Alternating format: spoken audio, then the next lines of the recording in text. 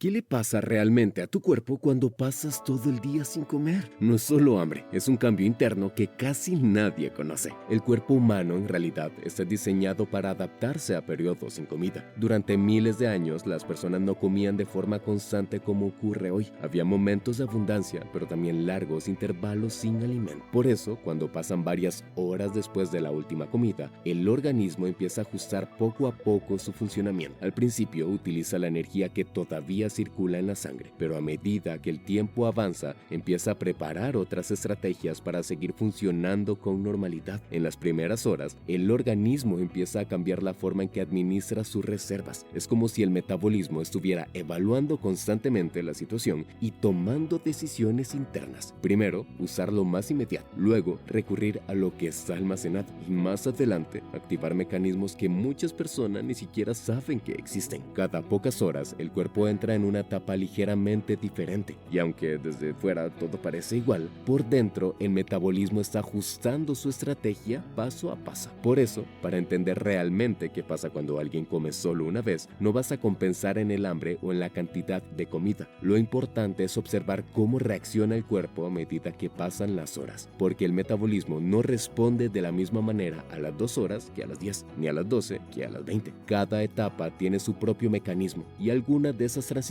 son mucho más interesantes de lo que la mayoría imagina. Y aquí aparece algo que suele sorprender a muchas personas. Las primeras horas después de la última comida no son tan dramáticas como muchos creen. De hecho, durante un buen rato el cuerpo sigue funcionando con bastante normalidad, pero a medida que el tiempo avanza, algo empieza a cambiar lentamente en el metabolismo y ese cambio es el que marca el inicio de la siguiente etapa del proceso. Si seguimos el reloj desde la última comida, lo primero que suele sorprender es que durante varias horas el cuerpo sigue funcionando casi como si nada hubiera cambiado. Aunque la persona ya no esté comiendo, el sistema digestivo continúa trabajando, los alimentos siguen descomponiéndose, los nutrientes se absorben y la energía de esa comida todavía circula por la sangre. En otras palabras, el cuerpo sigue usando el combustible que acaba de recibir, por lo que en esta etapa inicial no necesita activar mecanismos extremos. Durante estas primeras horas, la principal fuente de energía sigue siendo la glucosa que proviene de la última comida. Es como si el organismo todavía estuviera gastando el dinero que tiene en el bolsillo antes de tocar sus ahorros. Mientras ese combustible inmediato esté disponible, el metabolismo no tiene motivo para cambiar su estrategia. Sin embargo, incluso en esta fase tranquila, algo empieza a ajustarse en segundo plano. A medida que pasan las horas, los niveles de insulina comienzan a bajar lentamente. Y aunque muchas personas interpretan las primeras señales de hambre como una especie de emergencia, en realidad el organismo todavía está lejos de quedarse sin combustible. Aquí aparece una confusión común. Sentir hambre no significa que el cuerpo esté sufriendo. En esta etapa el organismo sigue funcionando con normalidad